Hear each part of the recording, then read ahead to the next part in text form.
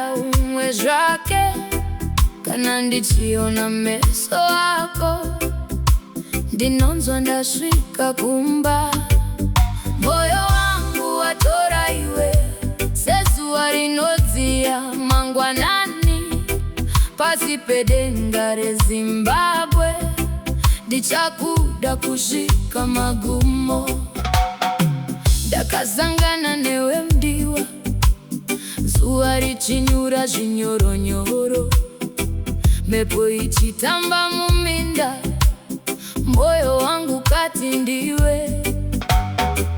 Meso ako akandibata, kunyemwerera kwako kukandikunda. Kubva pazuva iroro mudiwa, handina kuzombofanana. Kana ndiri ndega ndinokufunga, kana ndafamba ndinonzwa iwe. Muvharo wangu, hope dzangu, zvese zvangu zviri mauri.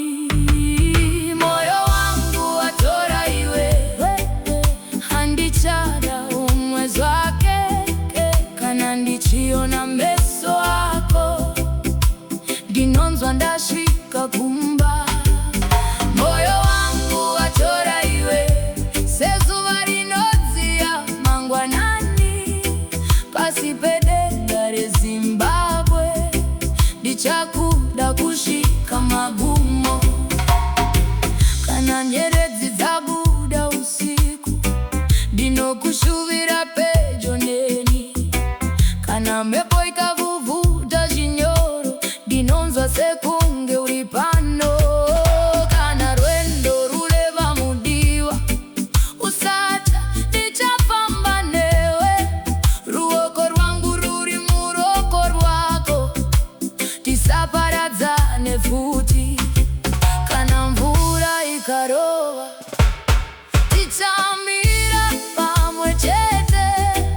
Kana zuva rikapisa, tichafamba pamwe chete. Kana makore akafamba, rudo haruzoshanduki. Ndichiri wako mudiwa, nhasi kusvika magumo.